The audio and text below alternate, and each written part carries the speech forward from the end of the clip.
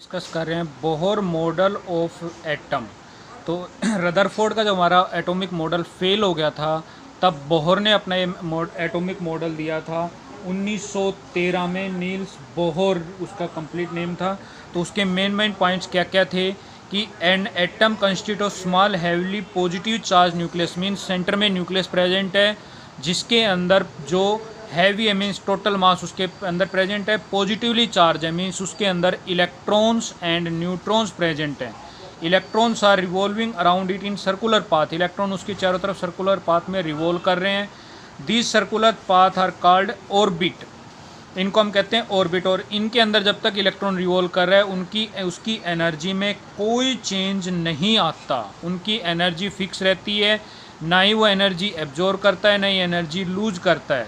इसलिए इनको हम स्टेशनरी एनर्जी स्टेट या सिंपल एनर्जी स्टेट भी वर्ड यूज करते हैं।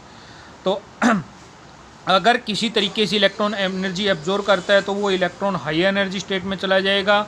जैसे के अंदर कोई इलेक्ट्रॉन है वो एनर्जी एब्जॉर्ब करके एल के अंदर चला जाएगा, और ज़्यादा एनर्जी दे देंगे तो एल से एम में चला जाएगा, और अपनी एनर्जी को लूज करके वापस एम से एल में, एल से के में आ जाएगा। मीन्स आप एनर्जी एब्जॉर्ब करके हायर एनर्जी स्टेट में, एनर्जी लूज करके लोअर एनर्जी स्टेट में आ जाता है। फोर्थ पॉइंट क्या कहता है कि ये जो ऑर्बिट हैं तो कौन से ऑर्बिट परमिटेबल होंगे। जैसे ये मैं बहुत सारे अगर ऑर्बिट बना दूं तो उनमें से सिर्फ कुछ ही ऑर्बिट परमिट होंगे, या कुछ ही ऑर्बिट ऐसे होंगे जिनमें इलेक्ट्रॉन रिवॉल्व करते हैं। तो उन ऑर्बिट्स में जो इलेक्ट्रॉन रिवॉल्व कर रहे हैं उनका एंगुलर मोमेंटम की वैल्यू NH/2π ही होनी चाहिए, तभी वो हमारे परमिटेड या एक्चुअल ऑर्बिट होंगे जिनके अंदर इलेक्ट्रॉन रिवॉल्व कर रहे हैं। तो MVR = NH/2π। यहाँ पे M है mass of electron, V velocity of electron, R radius of orbit, N हमारा यहाँ पे कोई भी value from 1 2 3 up to infinity, H है हमारा प्लैंक्स कांस्टेंट जिसकी वैल्यू 6.62 × 10⁻34 जूल सेकेंड, हम पहले डिस्कस कर चुके हैं। पाई हमारा होता है 3.14 या 22/7। तो ये बात होगी हमारी एंगुलर मोमेंटम की। जब एक इलेक्ट्रॉन एनर्जी एब्जॉर्ब करके हायर एनर्जी स्टेट में जाता है तो उस स्टेट को हम कहते हैं एक्साइटेड स्टेट, और ओरिजिनल स्टेट जो इलेक्ट्रॉन की होती है उसको हम कहते हैं ग्राउंड स्टेट। तो इलेक्ट्रॉन एनर्जी एब्जॉर्ब करके एक्साइटेड स्टेट में चला जाएगा, और वो एनर्जी एब्जॉर्ब की हुई वापस लूज करके अपनी ग्राउंड स्टेट में आ जाता है। और energy of an electron can be given by E = -2π² Z² ME⁴ N² H²।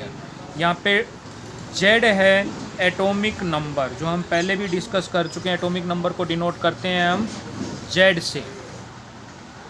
M है मास ऑफ इलेक्ट्रॉन जिसकी वैल्यू होती है 9.11 × 10⁻31 kg।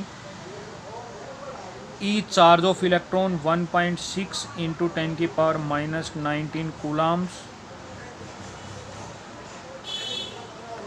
N again orbit in which electron revolve, K में अंदर है तो N की वैल्यू 1, L के अंदर है तो 2 3 4 and so on. H planks constant जिसकी वैल्यू 6.62 × 10⁻34 जूल सेकेंड। तो इस फॉर्मूले से हम एनर्जी ऑफ एन इलेक्ट्रॉन निकाल सकते हैं कि उसकी एनर्जी कितनी होगी। और अगर हम यहाँ पे ये सारी वैल्यू रखें, Z N को छोड़ के ये सारे कांस्टेंट हैं, इनकी वैल्यू अगर हम रखें तो हमारा फॉर्मूला बनता है -2.18 × 10⁻18 Z²/N² जूल पर एटम। या इसको किलो जूल में बात करें तो -1311.8 Z²/N² किलो जूल पर मोल। यहाँ पे ये पर एटम है, यहाँ पे पर मोल यूनिट है इसकी। तो यहाँ इससे हम एनर्जी ऑफ एन इलेक्ट्रॉन निकाल सकते हैं। सेकंड थिंग आती है अब हमारी बोहर रेडियस। जो इलेक्ट्रॉन रिवॉल्व कर रहा है वो कितनी, उसकी रेडियस कितनी है, जिस सर्कुलर पाथ में रिवॉल्व कर रहा है उसकी रेडियस भी हम निकाल सकते हैं from formula radius of orbit will be equal to N² H² /4π² ME² Z। तो इन सब कांस्टेंट की वैल्यू रखें, N और Z को छोड़ के तो ये वैल्यू आती है हमारी 52.9 n² अपॉन जेड पिकोमीटर। तो इस फॉर्मूले को यूज करके हम रेडियस ऑफ ऑर्बिट निकाल सकते हैं, जिस सर्कुलर पाथ में जिस ऑर्बिट में इलेक्ट्रॉन रिवॉल्व कर रहा है। तो ये बात होगी हमारी बोहर एटॉमिक मॉडल की। अब यहाँ पे एक छोटा सा क्वेश्चन अराइज होता है कि जो हम एनर्जी ऑफ इलेक्ट्रॉन निकाल रहे हैं इसकी नेगेटिव वैल्यू क्यों है। तो इसके पीछे रीज़न क्या होता है कि जब एक इलेक्ट्रॉन न्यूक्लियस से इनफाइनाइट डिस्टेंस पे प्रेजेंट है, मींस इस न्यूक्लियस और इस इलेक्ट्रॉन के बीच में कोई इंटरेक्शन नहीं है, तब हम इसकी एनर्जी अज्यूम करते हैं जीरो। तो जब ये न्यूक्लियस के नज़दीक आता है तो अपनी एनर्जी क्या करता है, जो अभी हमने बताया था, लूज करता है। तो एनर्जी लूज करेगा तो इलेक्ट्रॉन न्यूक्लियस के नज़दीक आएगा, या एनर्जी कम करते करते तो इसकी एनर्जी जीरो से कम होगी तो क्या हो जाएगी, नेगेटिव। इसलिए इलेक्ट्रॉन की एनर्जी हमेशा किस में होती है, नेगेटिव। सेकंड, हम यहाँ पे इसको एक्सप्लेन कर रहे हैं क्वांटाइजेशन ऑफ एनर्जी। एनर्जी का क्वांटाइजेशन जो प्लैंक्स क्वांटम थ्योरी ने कहा था, कोई भी एनर्जी का सोर्स हो वो एनर्जी पैकेट्स में लूज करता है, डिसकॉन्टीन्यूसली लूज नहीं करता। तो वो अगेन ये इसी डायग्राम से है कि एक इलेक्ट्रॉन को यहाँ से यहाँ जाने के लिए एक फिक्स अमाउंट ऑफ एनर्जी की रिक्वायरमेंट है, तो उतनी एनर्जी वो एब्जॉर्ब करेगा, या इसको एल से के अंदर आने के लिए उतनी fix amount of energy lose करेगा। तो ऐसा नहीं है कि मान लो यहाँ से यहाँ पे जाने के लिए अगर हम अज्यूम करें 2 किलो जूल एनर्जी की रिक्वायरमेंट है तो 1 किलो जूल में यहाँ पहुँच जाएगा, नहीं, ऐसा नहीं हो सकता। तो this packet of energy is required to excite an electron and to lower down the electron from its higher energy state to ground state.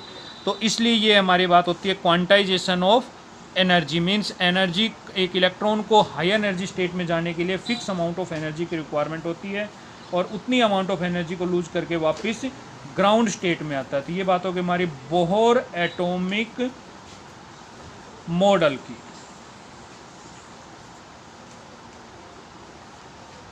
अब हम बात कर रहे हैं नेक्स्ट टॉपिक हमारा डुअल नेचर ऑफ मैटर। इसको एक्सप्लेन किया था डी ब्रोगली ने, तो उसकी एक इक्वेशन है डी ब्रोगली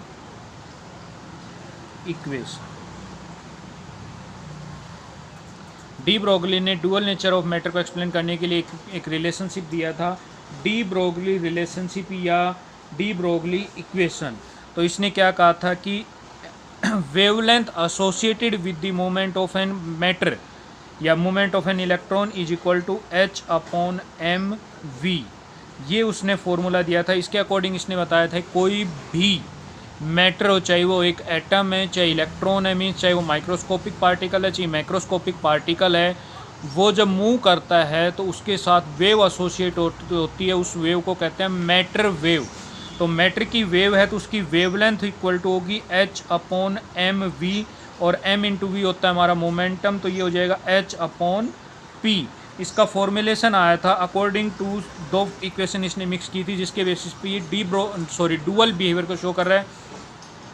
पहला behaviour according to Planck's quantum theory, जो कि किसको एक्सप्लेन करता है, वेव नेचर को।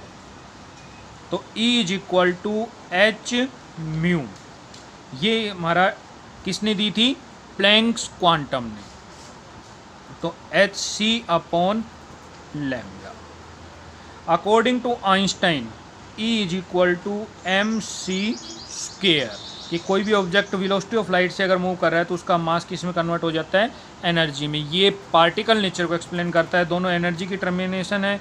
तो m c square is equal to h c over lambda, और यहाँ से lambda is equal to h c upon m c square, और ये बन जाएगा h upon m c mass into velocity of light, और अगर other than velocity of light है तो h is upon m v. ये हमारा डी ब्रोगली रिलेशनशिप है। अगर हम इसकी सिग्निफिकेंस की बात करें, डी ब्रोगली रिलेशनशिप के सिग्निफिकेंस की बात करें, तो इट इज़ एप्लीकेबल या it is significant for microscopic particles only, not for macroscopic particles. Because अगर हम अज्यूम करें एक बॉल है मेरे पास जिसका मास है, मास हम अज्यूम कर रहे हैं 100 ग्राम, मीन्स 0.1 kg, और अगर वो वेलोसिटी उसकी है 10 मीटर पर सेकंड, तो उसके केस में वेवलेंथ होगी हमारी 6 इंटू 10 की power minus 34 upon 0.1 into 10 means 6 into 10 की पावर माइनस 34 अप्रोक्स मीटर। तो it is very very less. लेकिन अगर हम माइक्रोस्कोपिक पार्टिकल लाइक इलेक्ट्रॉन्स के केस में बात करें, तो एक इलेक्ट्रॉन के केस में जिसका मास होता है 9.11 इंटू 10 की पावर माइनस 31, जिसको हम कैलकुलेशन पर्पज़ के लिए 9 इंटू 10 की पावर माइनस 31 लेके चल रहे हैं, वेलोसिटी 3 इंटू 10 की पावर 8 मीटर पर सेकंड, क्योंकि इलेक्ट्रॉन हम अज्यूम कर रहे हैं वेलोसिटी ऑफ लाइट से मूव करता है, तो उसके केस में लैम्डा होगा हमारा 6 इंटू 10 की पावर माइनस 34 अपॉन 9 इंटू 10 की पावर माइनस 31 इंटू 3 इंटू 10 की पावर 8। इसको सोल्व करेंगे 2/9 इंटू 10 की पावर माइनस 34 प्लस 31 माइनस 8, ये हो जाएगा हमारा 42। 0.1 इंटू 10 की पावर माइनस 11 मीन्स अप्रोक्सीमेट 10 की power minus 10 metre means 1 angstrom के इक्वल, सॉरी 1 पिकोमीटर के इक्वल। तो it is very significant value. तो इसकी significance only for microscopic particles, not for macroscopic particles. तो ये बात हो गई हमारी डी ब्रोगली रिलेशनशिप।